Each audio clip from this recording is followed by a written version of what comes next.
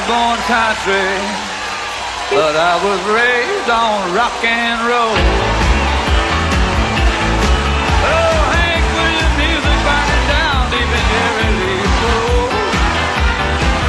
My God, if Hank Williams was alive today, if the sun keep on me rocking and me shaking that way, but I am what I am, mama, not what you want me to be.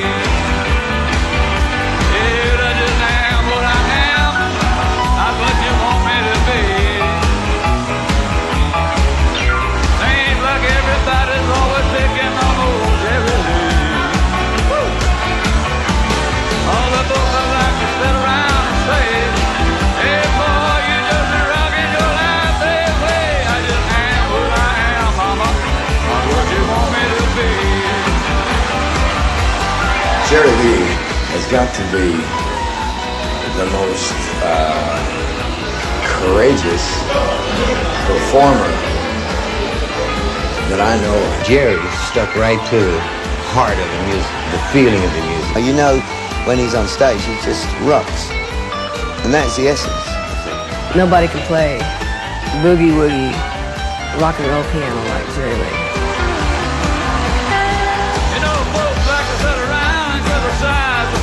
That I do. Wait a minute, honey. Oh, Jerry Lee is human too. Some folks seem to think I'm strange. One fact for sure, I'll never change. I am what I am, not what you want me to be. Jerry Lee Lewis is the greatest rock and roller ever. You know, he's Captain Rock and Roll. I think a lot of us owe a great debt to Jerry Lee for bringing that flamboyant style to the top. Jerry Lee Lewis is an American original. Totally original. There was a whole lot of shaking going on, and he caused it. There's only one Jerry Lee Lewis.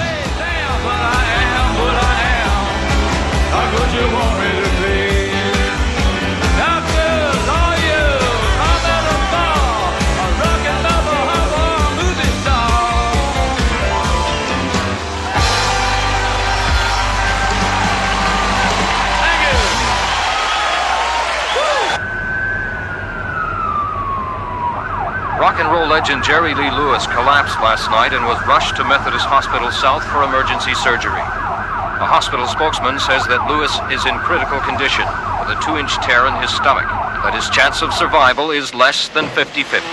You shake my nerves and you rattle my brain. Too much love drives a man insane. You broke my will, that's what a thrill. If you raised a great ball of fire. Jerry Lee Lewis, original sinner, saint of rock and roll, piano-thumping madman of country music and rhythm and blues. A man who spent a lifetime seeking salvation and acceptance in the eyes of God, while at the same time, tormented by guilt, he pursued earthly pleasures of the flesh. You're fine, so kind. I want to tell this world that you're mine. Everybody show is fun. Come on, baby, I'm crazy. I got the Mr. Reggae to touch on the fire. In the spring of 1958, Jerry Lee was at the pinnacle of his career, challenging Elvis Presley as the king of rock and roll. But in just a short 2-week period, his career in shreds, his reputation destroyed, he is discarded by the very industry he had helped to build.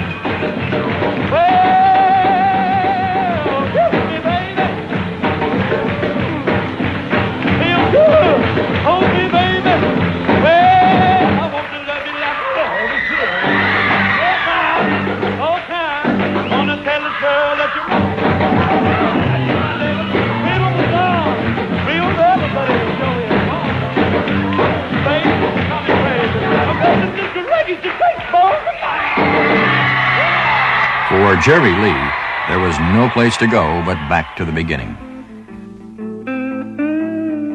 The beginning, Faraday, Louisiana, the tiny southern town 5 miles from the Mississippi River, where on September 29, 1935, Jerry Lee Lewis, feet first and premature, enters the world. He's the product of dirt-poor, God-fearing Southern pioneer stock, whose perceptions of religion and the law will shape much of his outlook on life. The product of a marriage between a convicted moonshiner and an avid pop and country music fan. There had been an older brother as well, Elmo Jr., killed at the age of 8 by a drunk driver. The grief and sense of loss made an indelible impression on Jerry Lee's 3-year-old mind. Sundays would find the entire Lewis clan attending the local gospel church, where the sounds of the rockin' and reelin' piano first touched the soul of a young Jerry Lee. Between the bouts of mischief, like carving initials in the rear pew with cousins Jimmy Swaggart and Mickey Gilly, a musical seed was sown in Jerry that would soon flower into full-blown passion. Played my first song when I was 8 years old in front of an audience in church.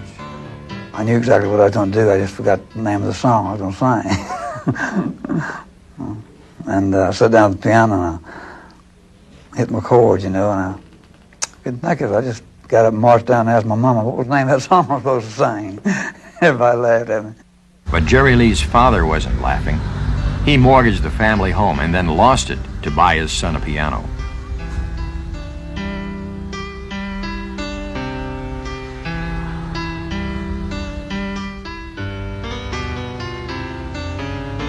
Soon, it was obvious to all concerned that it was time for Jerry Lee to get some formal lessons at the keyboard.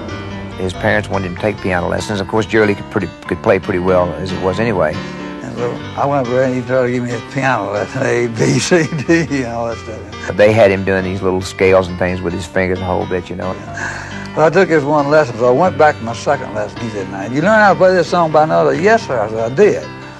I said, "I can read the notes and play it." I said, "But don't this song sound a lot better like this here?"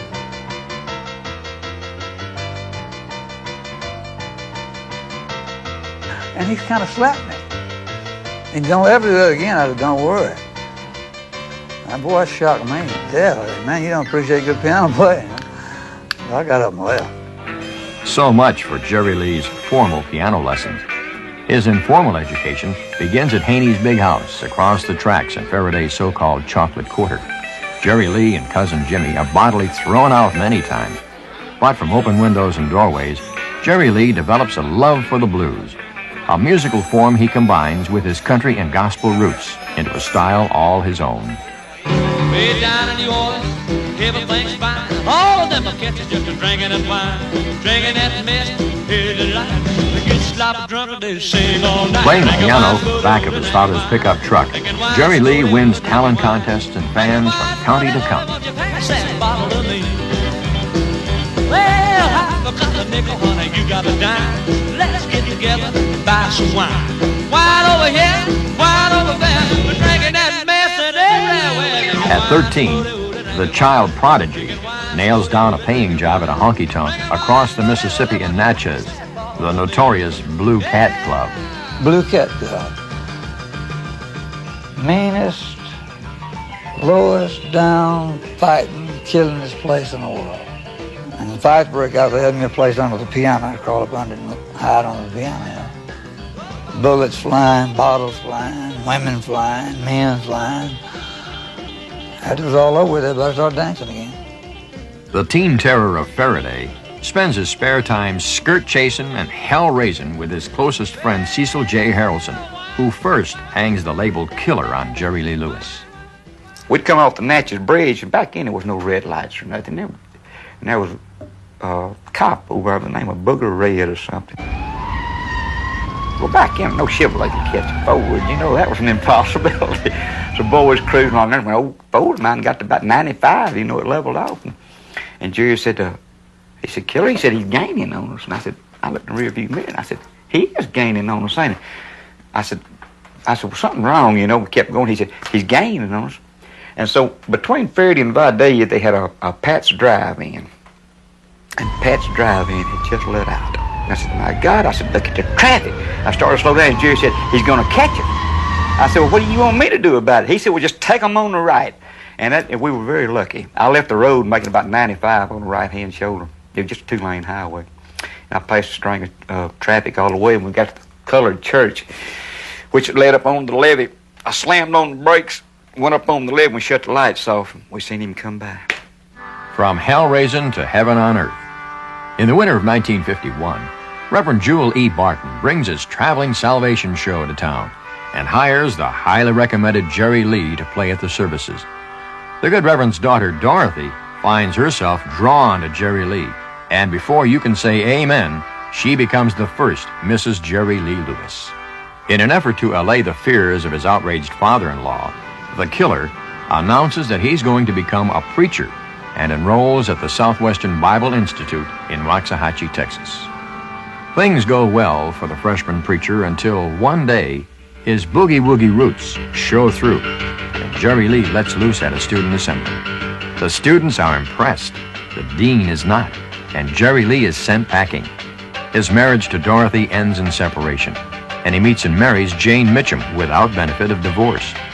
No longer a minister, the killer enters the world of sales and commerce. Well, I work for Atlas Sewing Center out of Baton Rouge, Louisiana. And I was a sewing machine salesman. Can you imagine Jerry Lee Lewis as a salesman? Couldn't sell anything, but he sold those sewing machines. Jerry goes out, makes the appointment, gets all the sewing machines. He doesn't set up payment plan. Jerry Lee quickly becomes the hottest salesman in the history of the South. But there's a hitch. What I'd do is I'd knock on the door and tell them they won the machine, you know. I said, would you sign right here and pay me $10 for excise tax, you know? And they signed it. He sells them until they're all gone. He gets cash, and that's the end of it. District attorney wanted to lock me up bad. With the Atlas Sewing Center, the local law, and outraged housewives on his tail, the killer puts his sales career behind him. The time is ripe for a trip to the country music capital of the world to see if he can give his musical ambitions a boost. Nashville, Tennessee, Music City, USA, the home of the stars and legends of country music.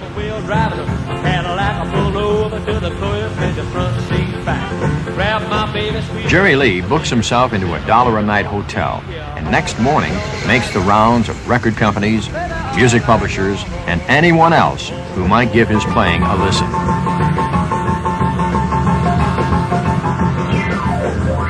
It's the era of Chet Atkins and guitars. For the brash young piano player from Louisiana, there is very little encouragement. They all listened to me, auditioned for me, asked me could I play a guitar. I said, yeah, I can play a guitar. I said, but I play piano. That's my instrument. He said, well, if you can play guitar, we might be able to do something with you. I said, no, thank you. I hitchhike into this town, I hitchhike out. A year earlier in Memphis, a young Tupelo, Mississippi truck driver by the name of Elvis Presley walked into Sam Phillips' Memphis Recording Services, the home of Sun Records. He wanted to record a song for his mother's birthday, but in fact, he was about to rewrite musical history.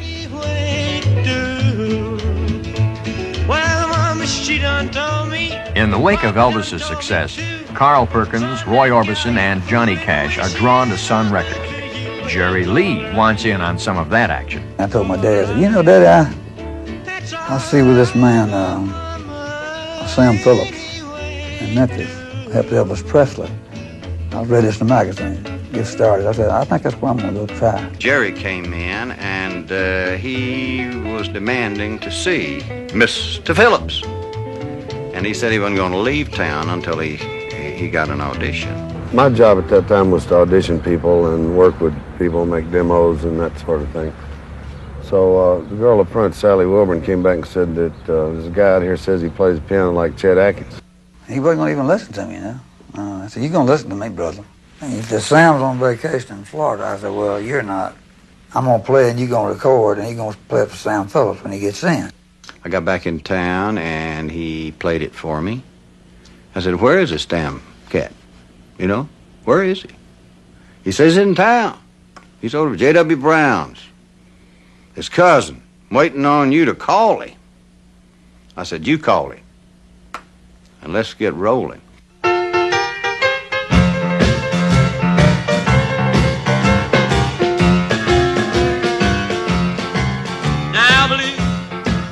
I hired 3 or 4 musicians, and we got in there one day and cut his first record. On Saturday morning, And we just went through a lot of songs. And during this audition, Crazy Arms came out of there. That was one of the songs that they auditioned, and it only had a drum and piano on it, except maybe right at the very end, so it was a pretty loose thing.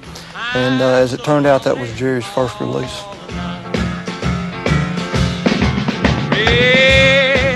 Crazy arms that reach to hold somebody new. While you're in heart, keep saying you're not mine, not mine, not mine, not mine. My troubled mind grows blue to another you'll be wed. But now I'm so lonely all the time. I remember hearing the first Jerry Lee Lewis record the same way I heard the first Elvis Presley record, and that was as a result of Sam Phillips bringing Crazy Arms down to WHBQ for Dewey Phillips to play on his Red Hot and Blue show at night. It just knocked me out. I said, man, that's my record played on the radio, you know. Dewey Phillips was playing it, man. And he was talking about me every night. I said, man, we're off to the races now.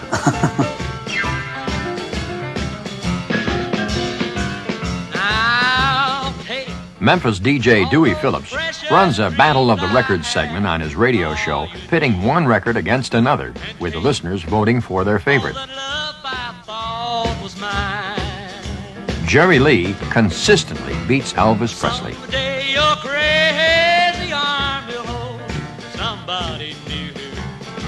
Jerry Lee had taken a Ray Price country hit and made it his own, a mixture of country and blues, a sound that is beginning to find great acceptance with America's teenagers. Jerry Lee is also in demand at the recording sessions of other Sun artists, including Carl Perkins. I remember very well first time I seen that little wiry, skinny wild man from Faraday, Louisiana. It was a Carl Perkins session, and he had invited Johnny Cash to drop by.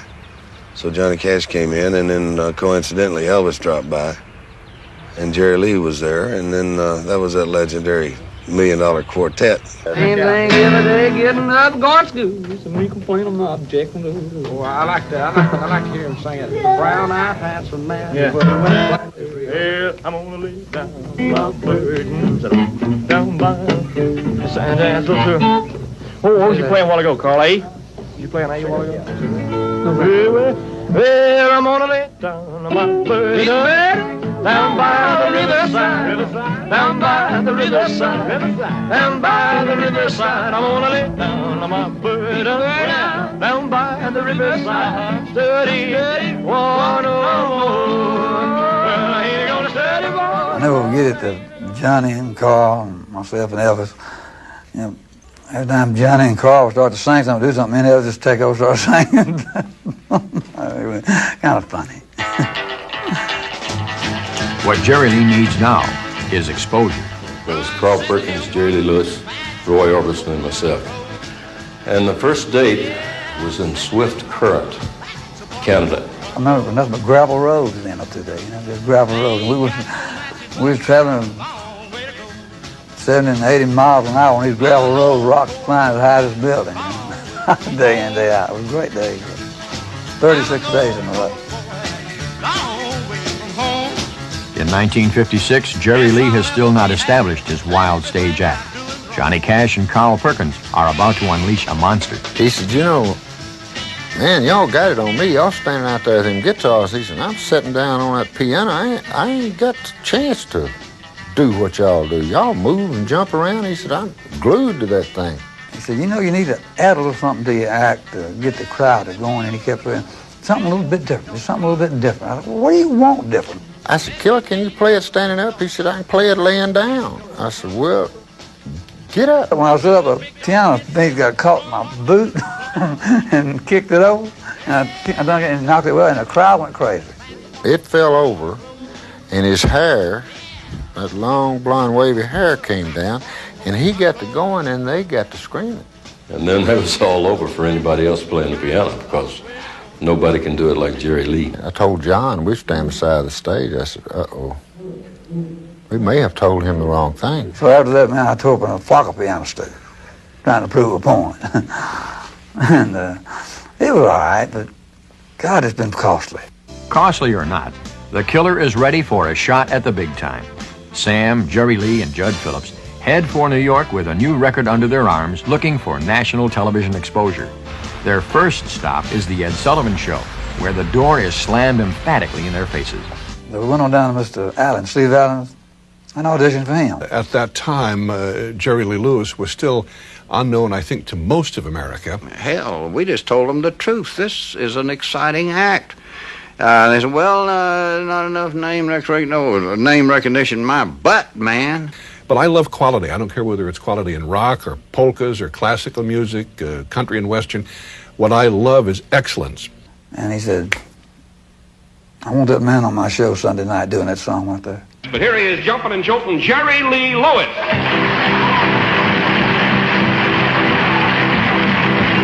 Come on over, baby. Whole lot of shaking going on. Yeah, come on, baby. Baby, you can't go wrong. Oh, thinking. Whole lot of shaking going on.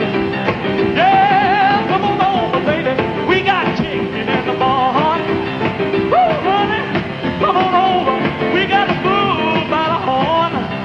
Oh, thinking. Whole lot of shaking going on.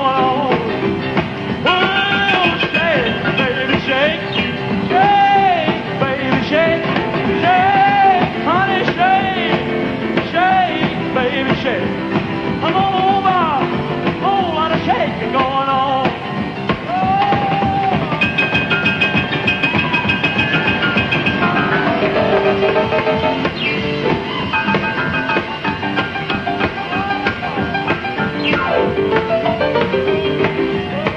Yeah, come on over, baby. We got chicken in the barn. Who's the barn? What's the barn? My barn. Come on, honey. We got a fool by the horn. Oh, we ain't breaking. Whole lot of shaking going on. Easy now, shake. Oh, shake, baby. You can shake one time for me. Oh, I said, come on over, baby. A whole lot of shaking going on. Now let's get real low, shake. All you gotta do, honey, kind of stand in one spot. Jump around just a little bit. That's when you have flat got something, you know. Now let's go. Shake! Shake! Honey, shake! Shake, baby! Shake, baby! Shake! Big bacon! Whole lot of shake! Go!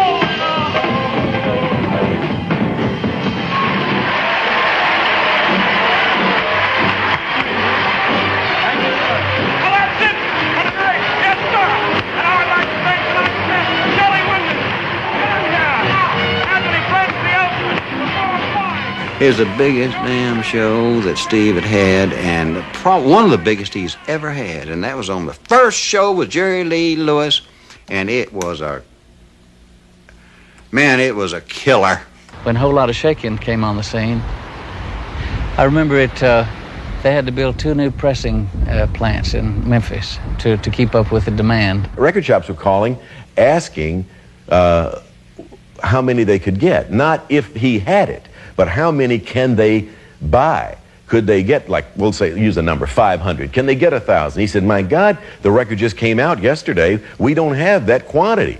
Teenagers flocked to the record stores by the thousands to buy Jerry Lee's new single, sending Whole Lot of Shakin' rocketing up the charts and spreading its influence to both sides of the Atlantic.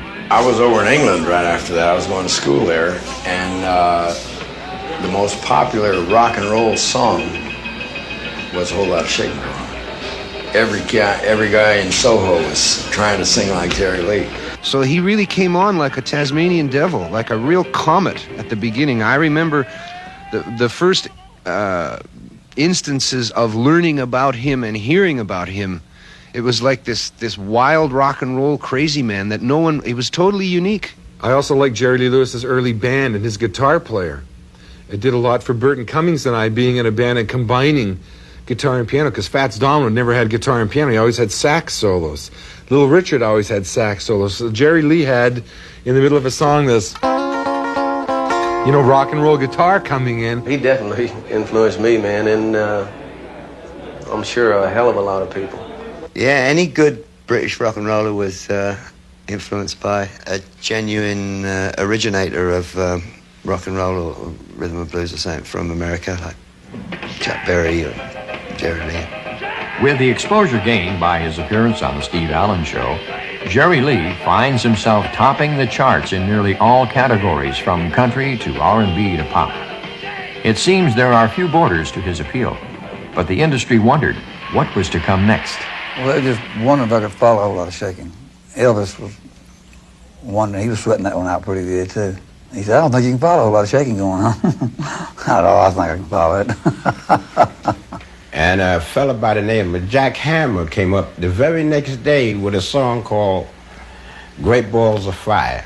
I felt the title would fit Jerry Lee, but not the storyline. So I told him I'd like to take the title and write the song. And if we can get him, we'll go down on the song together as writers. And I went home and wrote the song to the Great Balls of Fire. But the title conjures up visions of hellfire and brimstone for Jerry Lee, leading to a bizarre argument with Sam Phillips. How can the devil save souls? What are you talking about? Man, I got the devil in me. If I didn't, hell, I'd be a Christian. That's another one I taped. It was Sam and Jerry Lee having this big debate about religion and everything. I don't care. It ain't what you believe.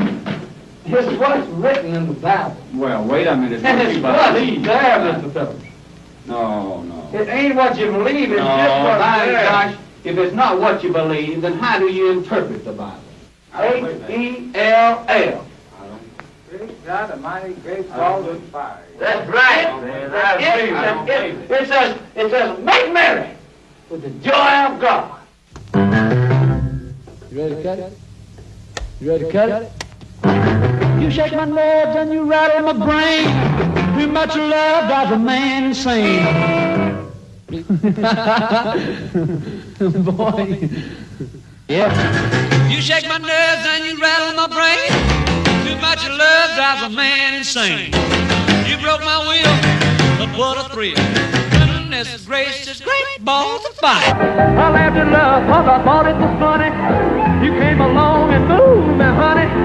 I changed my mind, this love is fine. Oh, goodness gracious, great balls of fire. Kiss me, baby. Feels good. Hold me, baby. Yeah, I want to love you like a lover should. You're fine, so kind. Wanna tell this world that you're mine. I chew my nails, wiggle my thumb. I'm real nervous, but it sure is fun. Oh, baby, drive me crazy. Oh, goodness gracious, great balls of fire.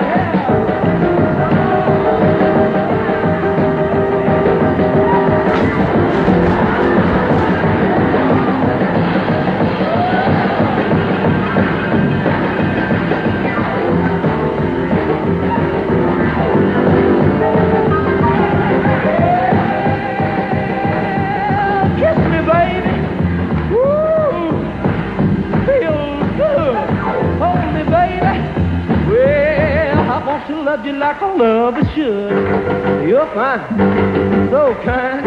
Wanna tell this world that you're mine. I chew my nails and I twiddle my thumbs. I'm real nervous, but it sure is fun. Oh, baby, drive me crazy. Oh, goodness gracious, great balls of fire. Dick Clark called me up. He got me on the phone at the Roosevelt Hotel from Philadelphia, and he said, I have a local show down here called American Bandstand. And I had done the Steve Allen Show 3 times prior to this. And he said, well, I was going to do him a third one then. He said, if you come down and do this show, I may be able to go nationwide with it. I said, well, you know, scratch my back, I might scratch yours. This is WFIL-TV, the Philadelphia Inquirer station. You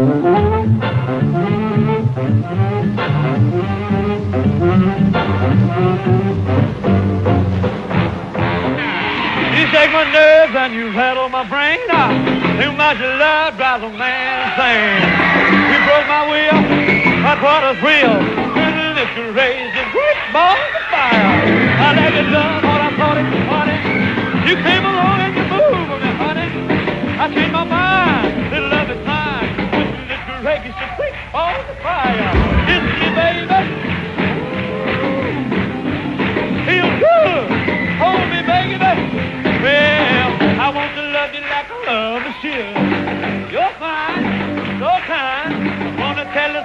let your mama feel everybody show is fun. Come on, baby, I'm crazy. I got the Mr. Reggae to touch on the fire. The night Jerry Lee performed on the Dick Clark Saturday Night Show, I'm sure it was Great Balls of Fire because I remember the pyrotechnics we used. A little bit of ball of fire went off in the middle. He came out in some leopard skin outfit. You can imagine the older generation sitting at home saying, "What is this? This is not Perry Como."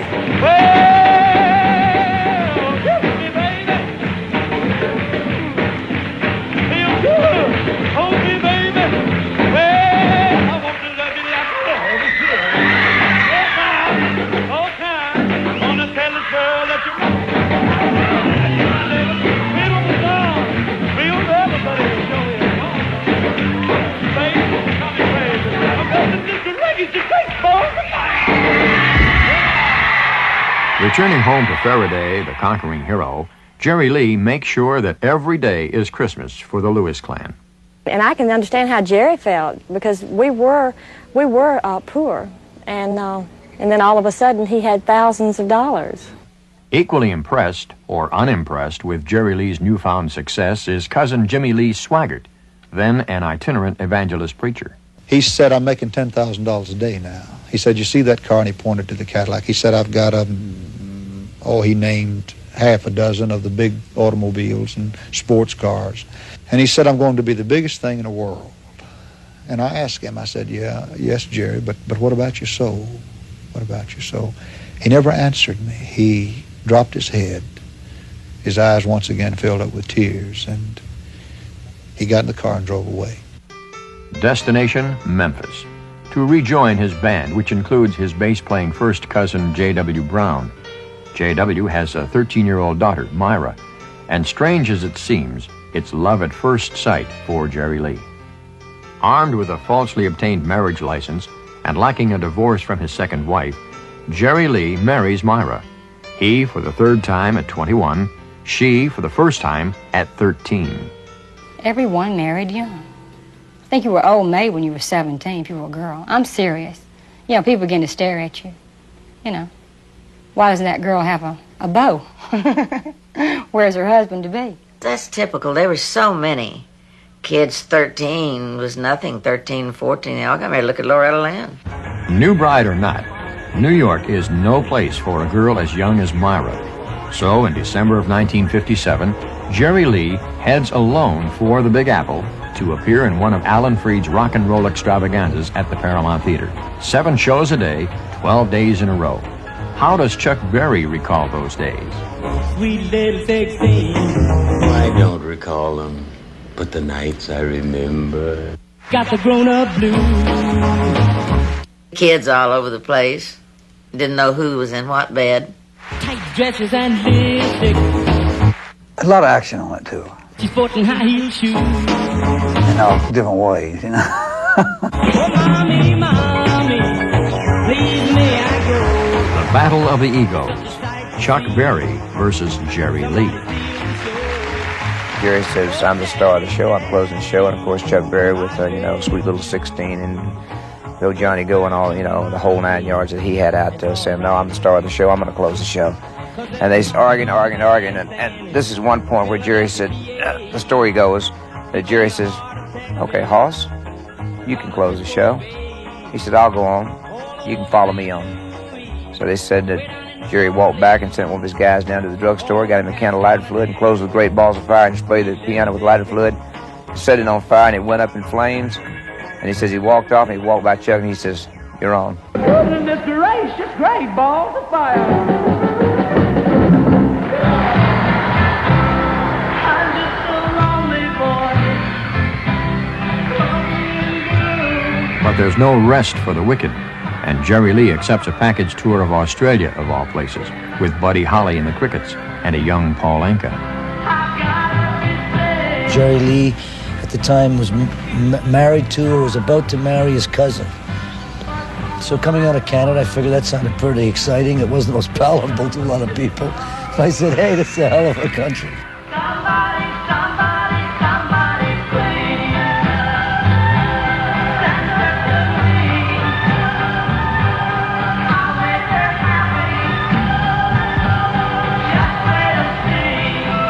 think of Australia, I always think of Jerry Lee's dad.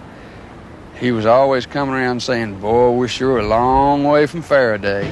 All of my love, all of my kissing, you don't know what you've been missing, oh boy. Jerry Lee Lewis and Buddy Holly are studies in contrast. Though both come from humble Southern country roots, Buddy aspires to an all-American image. Jerry Lee, on the other hand, has no such aspiration. No hesitating, no boy. Oh boy, when you're with me, oh boy. Oh boy. You know, Jerry was always game for having fun with everyone, and like between shows where most superstars, you might say, will hole up in their dressing room and not participate with anyone, shoot, Jerry Lee would go sit down at the piano and we'd jam and talk and tell jokes and have all kinds of fun. We realized then, I as a musician, that there were certain acts that had some staying power or that had a statement, and the only way that they would really not qualify ultimately is if they self-destructed, which was very common then, and of course is very common today, dealing with the success. Well, Jerry Lee had, I think, touched the surface of his potential conflict between his personal life and his creative life. You could sense that. By 1958, rock and roll is going through many changes. Elvis is inducted into the Army and suddenly transforms from rebel to boy next door. The title King of Rock and Roll is now vacant. Rock music is also coming under increasing scrutiny by the American establishment. A frenzied performance by Jerry Lee in Boston leads to rioting by fans. Alan Freed, as the show's promoter and the man considered the father of rock and roll, is arrested on charges of anarchy and inciting to riot. Soon, city fathers across America are becoming gun-shy to rock and roll's explosiveness. Any little thing that the people who want to complain could jump on, they would look at it, be very picky about the music we were playing. We were going up against the odds, boy, because preachers were preaching against you and businessmen thought you were crazy. High schools wouldn't let you play it. Rock and roll has got to go, and go it does. That's the best way I know to get rid of it. You could hear that Joker breaking that 78 over the turntable, and it kind of would break your heart. They would try to read things into the music we were playing at that time, but actually they really couldn't, because the music was just fun music. It was like punk wave and all the other fads that come in. They come and they go. Only rock and roll stayed. But not without its casualties. Oh, yeah!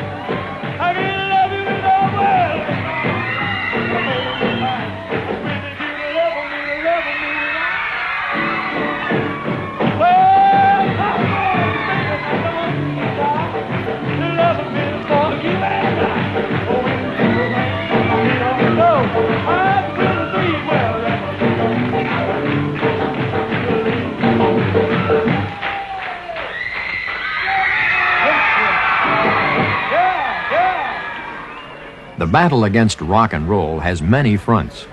A U.S. government inquiry targets the issue of payola, the acceptance of gifts or money for the radio airplay of records. Alan Freed is singled out as the scapegoat. It wasn't too cool, as you might say. You know, he just says, yeah, you know, I took money, yeah, I have an apartment here, this is the room, and this is the room, and this is whatever. He was saying, who bought all these things? I refuse to be coerced into signing any statement that I don't wish to sign by anyone. Freed is finished. He dies 4 years later, rock and roll's first victim. Seeing the way the wind was blowing, Jerry Lee decides that it's a good time to capitalize on his growing popularity in England. With his young wife Myra and his sister Frankie Jean in tow, the killer invades Britain. And I had done an interview on BBC, and in this interview they asked me, because he was coming, and I asked me something about, of course, all I told him was what a fantastic talent he was. All entertainers in Britain or would-be entertainers, people that were trying to become successful entertainers, really saw and heard the talent that Jerry Lee had. Triumphant mayhem reigns at the first 4 concerts, but on the horizon, there's a storm brewing. Well, at the time I was over there, I really didn't realize the whole extent of his, how the marriage to the little cousin and all that, and really how very young she was. We were just little girls in England, just with our eyes full of stars. Jerry Lee was proud. He had him a pretty little wife and everything, and when he flew over there, he had no idea this was going to happen. The killer inadvertently admits to Myra's age during a press interview. When Jerry did that press conference in England, Jerry was sort of a cocky guy. And I think the thing that happened was he kind of turned the British press off. And as I recall, one of the questions was, have you seen Buckingham Palace yet? And Jerry said, Buckingham who? And of course he was putting him on and kidding around like the Beatles put us on when they came over. And they gave us the same type answers. English people, it's like they say you tell a joke to them and they'll laugh a week later. And the British press, I think their feathers were ruffled and they were mad because Jerry was sort of a cocky guy and they saw a chance to take a shot at him, and they did. He didn't think he was doing anything wrong, and he wasn't. You know, that was pretty common practice, especially in small towns or mountainous areas of the South. He tried to explain that to the press, but they took it the wrong way. They went at him viciously. And it crushed him.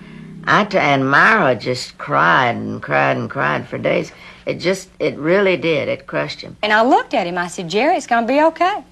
It's going to be all right. These people are meaningless. And he looked around. I said, what would Mother tell you? And when he realized and got over being so totally destroyed, then he got stubborn and he got mad. And he said, I'm going to show him. He just gives them all a piece of his mind, says, the killer's going home. Well, he was on his way home. We all knew that. But he just announced it. The killer's going home. I'll see you cats later. Jerry, what about this reception in London? Can you tell us about that? Yes, sir. We had a very good reception, sir. Oh, is that so? Yes, we had a very nice time, and the people treated us real nice. And what can I ask for? Well, the papers reported that you were greeted with silence over there and with catcalls from the audience. Is that right? Well, I can't agree with them there, sir. Our audience was very nice and very good. Mm-hmm. Were you there, Mrs. Lewis? I was there, but I wasn't at the shows. Oh, you weren't at the shows? Oh, did you notice anything like that sort of reception? No, it was a very good reception, I thought. When were you married? Pardon? When were you married? Well, we leave our personal questions out of this, sir. All right. Well, good luck. Thank you. I was never asked to leave England. The reason why I left England was on my own. And they sued me, man, for $300,000. I didn't pay no attention to it back then. But when I got ready to go back to England, I had to settle that debt. The controversy follows Jerry Lee back to America. Because Jerry Lee was so wild, crazy, and bizarre on stage at the time, I think Jerry Lee was probably the first rock and roller that they went after. In those days, things were a lot more conservative, so there was a lot of just innuendo and that kind of thing. Across the country, Jerry Lee's records are dropped from radio playlists by programmers and DJs overly paranoid by rock and roll's now tarnished image. The era of the rebel without a cause is over. I looked around one day and it was in the chart there was a Bobby V and a Bobby Denton and a Bobby here and a Bobby there, and then there was Bobby's on the top 5. As the public outcry against rock and roll continues unabated, the door is open for a new breed of white, squeaky clean, sanitized pop music artists. Within a year, Buddy Holly, Ritchie Valens, the Big Bopper, and Eddie Cochran would be dead. Chuck Berry would begin a 2-year prison sentence. Little Richard would turn his back on rock for religion, and Elvis would stop performing live.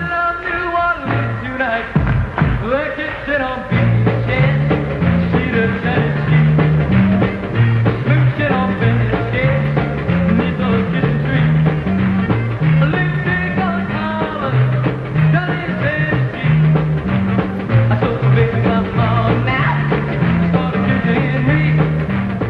Trouble is brewing at Sun Records. Sam Phillips is grasping at straws, trying to revive Jerry Lee's flagging career. He tries everything, including a novelty record that combines Jerry Lee's hits with a comic narration. Mr. Lewis, I'd like to ask you this question. How do you feel about being back home? Feels good. Jerry Lee, where did you meet your charming wife? Loving at the high school hall. There is even an instrumental version of Glenn Miller's In the Mood, played by Jerry Lee under the pseudonym The Hawk. But there's no hiding the Jerry Lee Lewis touch, and it too is blacklisted. I remember being a bit upset with Sam Phillips because I thought he probably pushed Jerry Lee's records more than he did mine, and probably didn't, but I thought so at the time. Sam was just kind of giving a little more attention to Jerry Lee than the others. Within a one-year period, Roy Orbison, Carl Perkins, and Johnny Cash leave Sun Records for other labels, while Jerry Lee waits out the term of his 5-year contract. Jerry Lee was really the last major star that they had at that point, and I think Sam had seen the handwriting on the wall for the independent labels and decided that he wanted to pursue his other interests. But Jerry Lee's interests for the time being are the honky-tonks, roadhouses, and National Guard armories that he had worked so hard to put behind him. The good old days, which numbered exactly 569, were over. For a washed-up rock and roller, who do you turn to but an old friend? Cecil Harrelson. We worked what I call 3-2 beer joint, but just small clubs. Them knockdown, drag-out bars, where you'd play for an hour and fight for an hour. We had to work every date we could get just to make ends meet. Times were hard, but Jerry never faltered. That he wasn't discouraged. He went from making like $10,000 a night to $200 a night, and he said, oh, okay, so I'm making $200 a night. And he just kept right on working. And although he was still Jerry Lee, he still wasn't getting the recognition for the talent that he really possessed. I remember when he did his show, he went out there and he did his thing, his regular Jerry Lee Lewis thing, and he did a few numbers and he came off and he got a little smattering of applause, and he says, wow, what's the matter with those people? He says, they're really tough. And I says, oh, don't worry about it, and he says, I am worried about it. The old killer went back in the dressing room. He said, I'll tell you what you do. He said, tell you what you do, Hoss. He said, just get me a 6-pack of cold beer, and I'll take 2 of these little pills right here, and me and this little drummer will go on the stage, and if one person asks for their money back, give them all their money back, and I'll play for nothing. Jerry Lee went on that piano, and man, I'm telling you, for 8 or 9 hours, he never left the stool. He whooped. That piano was worth what it weighed when he got through with it. But he never would give up. He went in, I remember he cut Sweet Little 16, and he cut What Did I Say? Had a fantastic version of What Did I Say. The first version of What I Say I ever heard was Jerry Lee Lewis's version. He played it a little different. He played it a little more rock and roll-y than Ray Charles did, and I learned that from the record, played it for some of my buddies at school. Couldn't have been more than about grade 7 or grade 8, and they were totally awestruck that I could do this. They were very impressed, and I had just copied what I'd heard Jerry do on the record.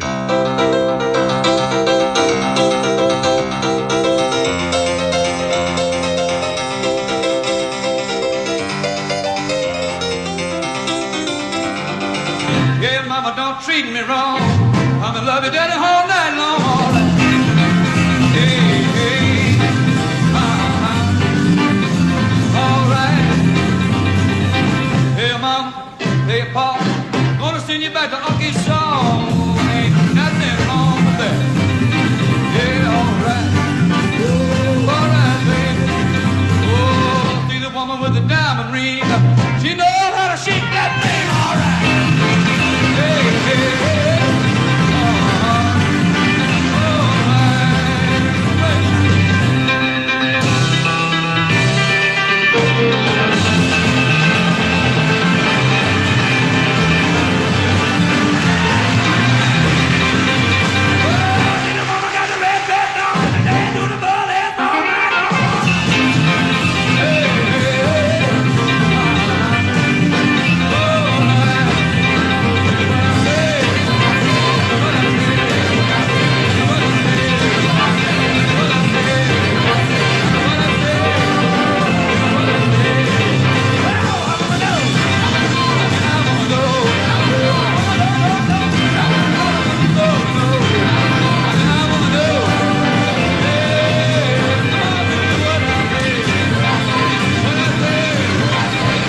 during one of his tours, he gets out of his limousine and goes in this filling station.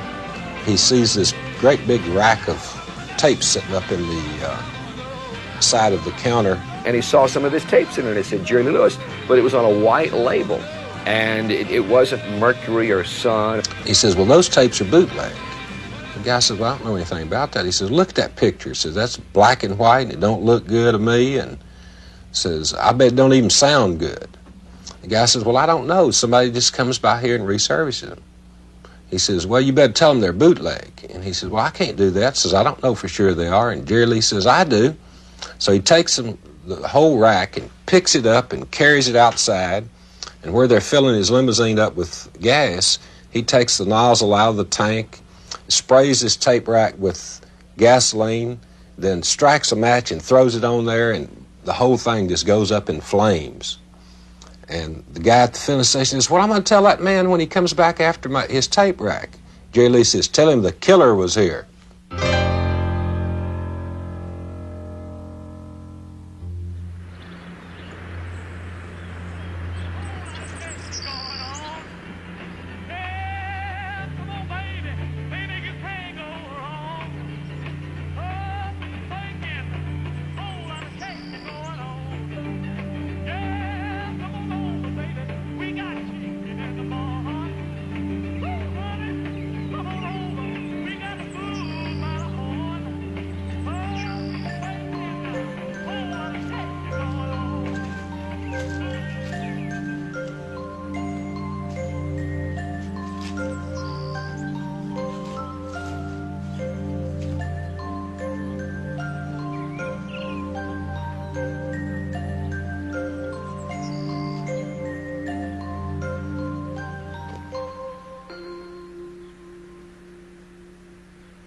Yeah, I remember very well.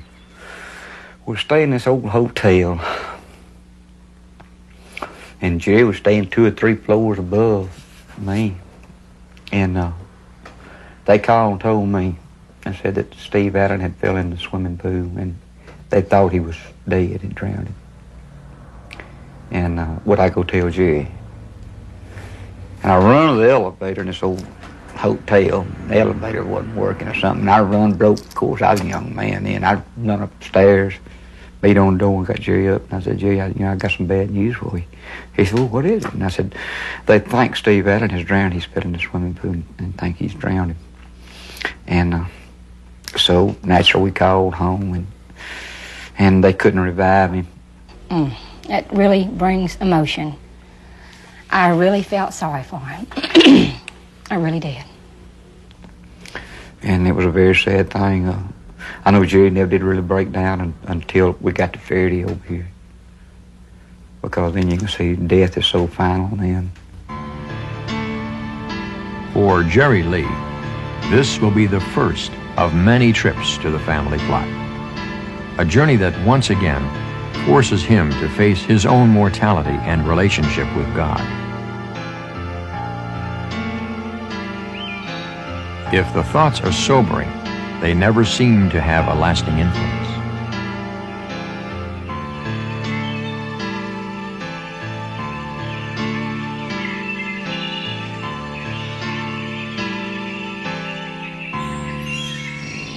Within 2 days of his young son's funeral, Jerry Lee is off to England again. It's a long, solemn flight with the grief of his son's death and the memory of his treatment by the British press hanging heavily on his mind.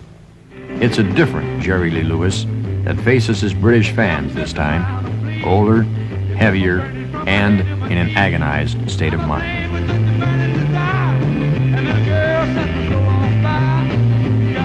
Burning up like a paper cup. I'm on fire, and in a bowl. I'm a flame from a hole of a charm. Holding a fire, but see what you do to me.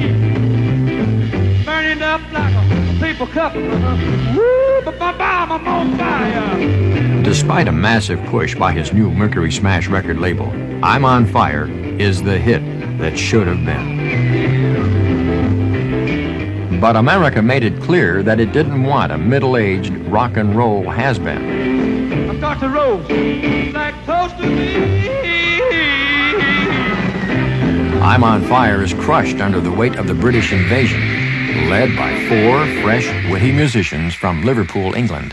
We cut all the rockin' stuff we could find, and nothing was working. Throughout the years, we tried many type of styles with Jerry Lee, as he was certainly capable of singing, you know, rockabilly, pop, country, jazz, whatever he felt like. We just dropped in, see what condition my condition was in. We did a lot of things that other people would pick up and run with.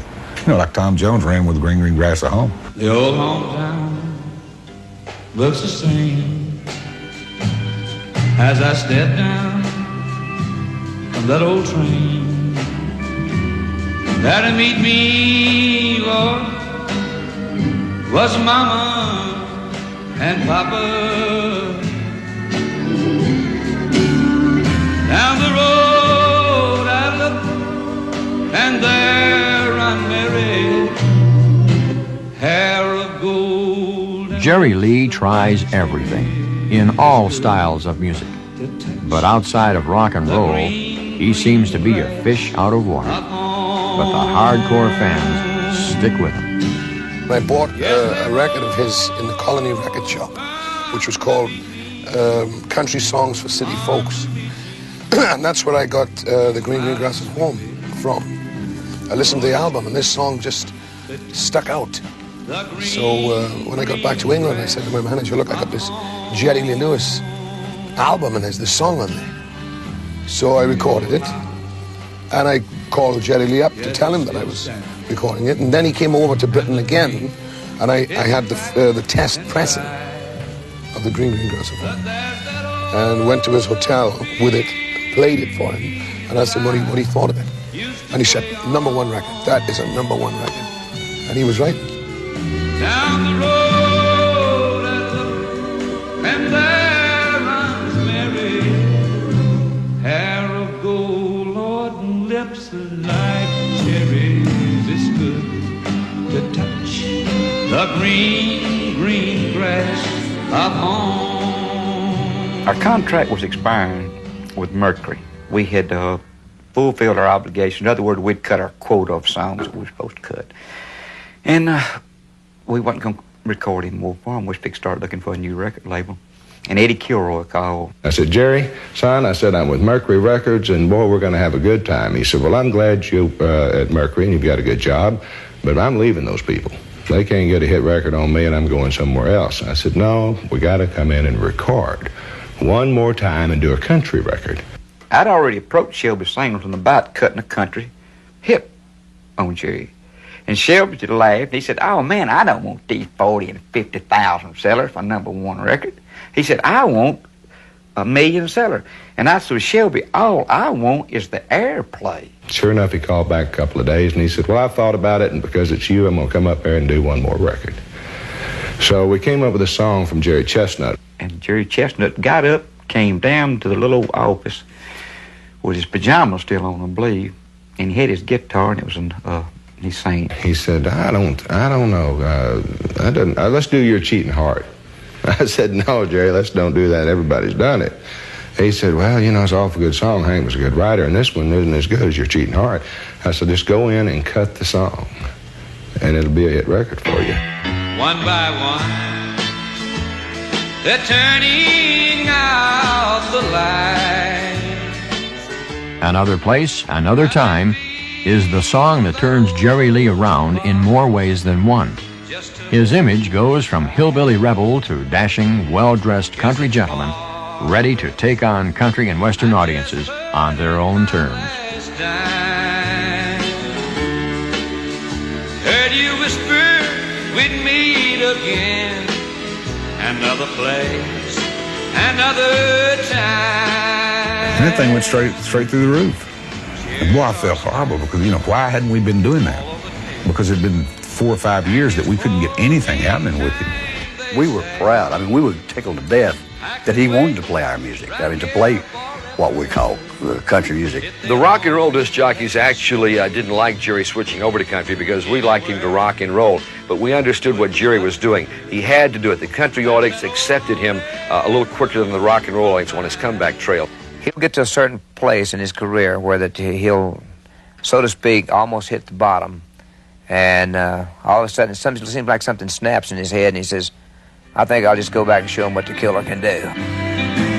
But it's late, and she's waiting, and I know I should go home.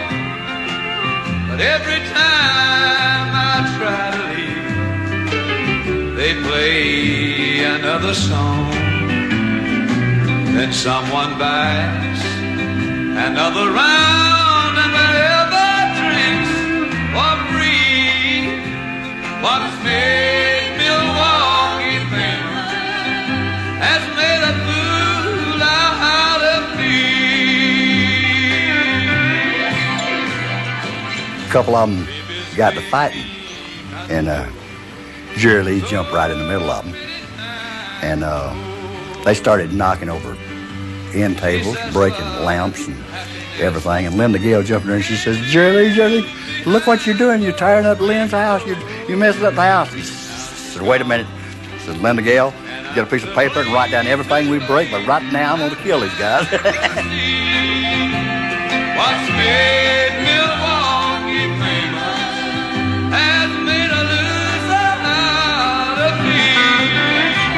What's made Milwaukee famous has made a loser out of me.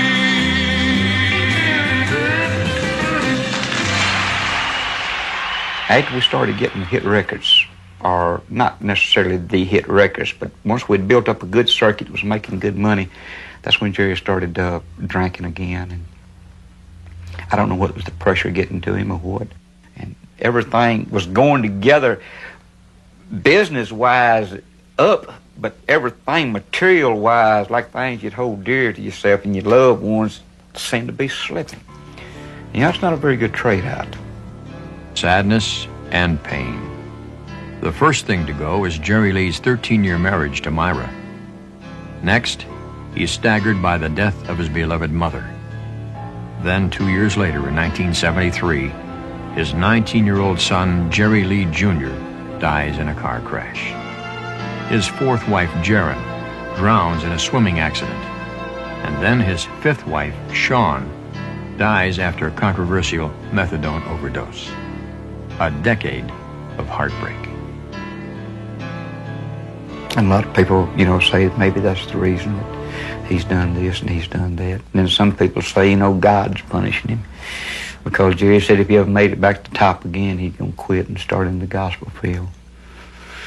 And, you know, who am I to really say? He's had a lot of sorrow. He said himself once that somebody asked him the reason for the liquor, the pills, the problems. He said, well, if you've passed as many caskets as I've passed, you know, you try to do something that'll stem the flow of heartache.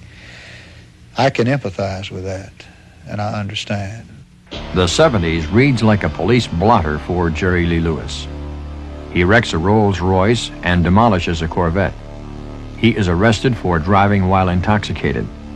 Financial problems plague him, and his assets are seized by the IRS. He is charged with numerous weapons violations, including the accidental shooting of his bass player. But the most bizarre incident of all occurs late one rainy night in front of Elvis's Graceland mansion. While the king is in his counting house, the killer gets a royal summons. Elvis, I kept calling me up and wanted me to come out to his house. He wanted to talk to me about something. He said he was very depressed about something. And I just couldn't picture Elvis Presley being depressed about nothing. So I thought, oh, come on, Elvis, good Lord, you know. And so he caught me down at the Vapors Club, Bad Bob's now. And it was about 2 o'clock in the morning. It was already done closed up, you know.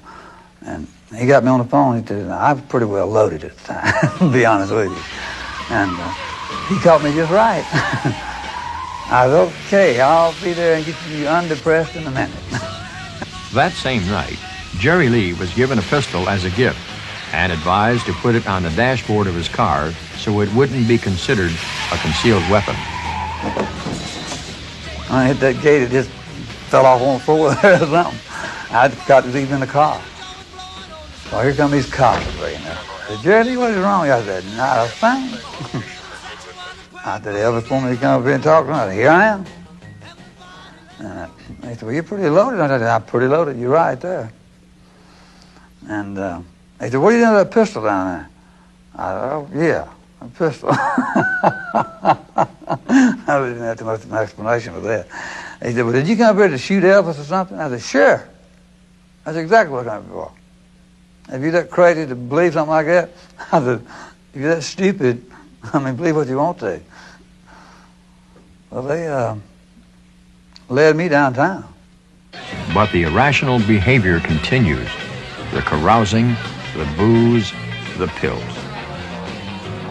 His wife called me.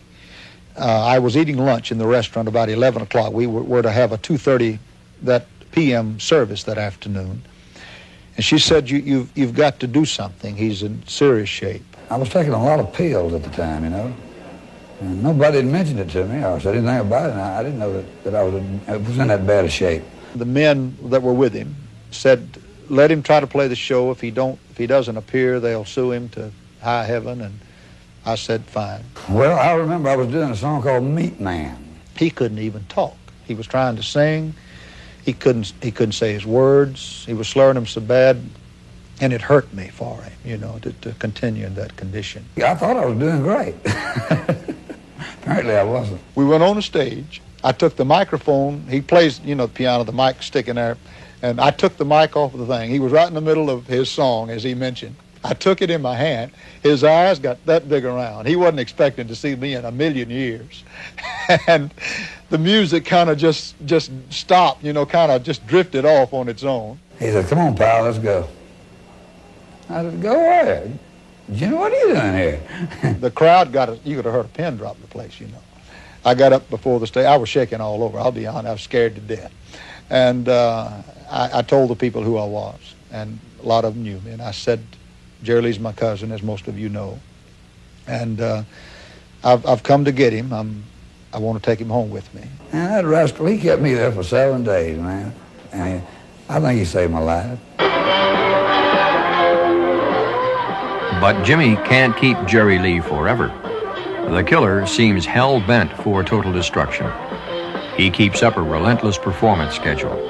A middle-aged crazy, still trying to prove he can cut it. But he isn't 20 anymore, and the effect on his health is devastating. I was on a Sunday night late. I talked to him briefly Monday afternoon. He was feeling pretty good. And next thing I know, I got a phone call early Tuesday morning that he had been rushed to the hospital. The killer was rushed here to Methodist South for emergency surgery. He had a 2-inch tear in his stomach. At times, the doctor would say, you know, it looks pretty bad, you know, but he's got a slim chance. Somebody told me that he wanted to see me. I couldn't believe it, you know. Geez, we were just going on tour and in a day, and I didn't have time, you know, but it was like getting summoned by Hank Williams or Shakespeare or something, you know. So when I got there, God, he looked like he was going to die. I thought at first I was going to die. The first few moments when I had the problem. He's such a God-fearing man, you know. I had the feeling that a lot of times he feels like he's working for the wrong side, you know, that he's playing the devil's music, you know, and that he's just the sinner that a lot of people think he is. And I told him I just wanted him to know how much spiritual good he had done, how many people's spirits he had lifted, you know, and how much good he could yet do. Then I knew I wasn't going to die. It was too easy. I couldn't get out of life that way. And so, of course, he promised to go straight.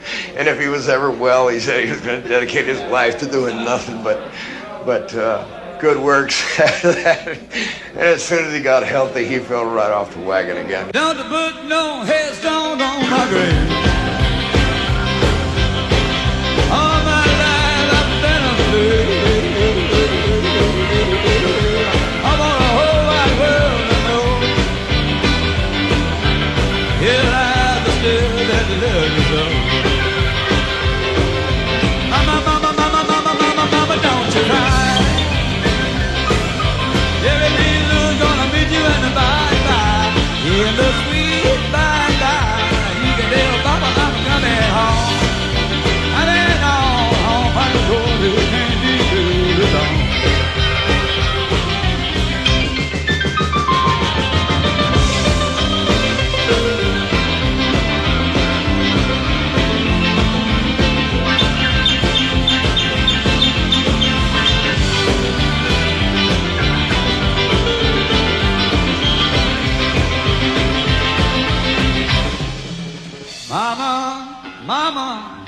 Mama, don't you cry.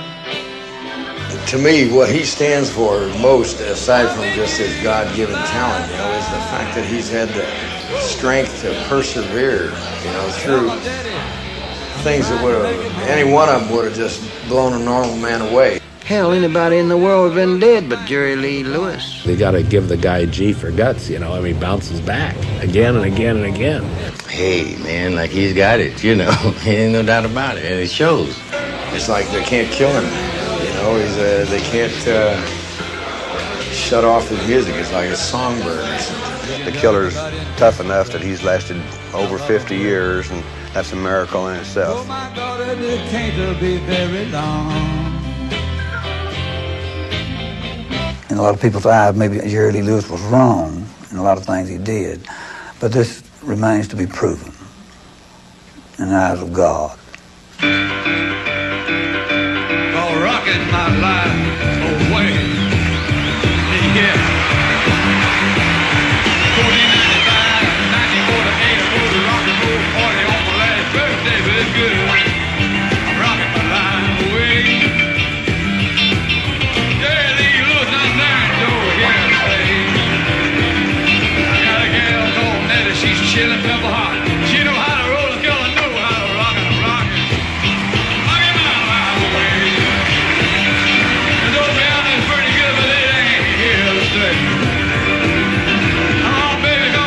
Shake that thing out like the way you break a little ring on the rock.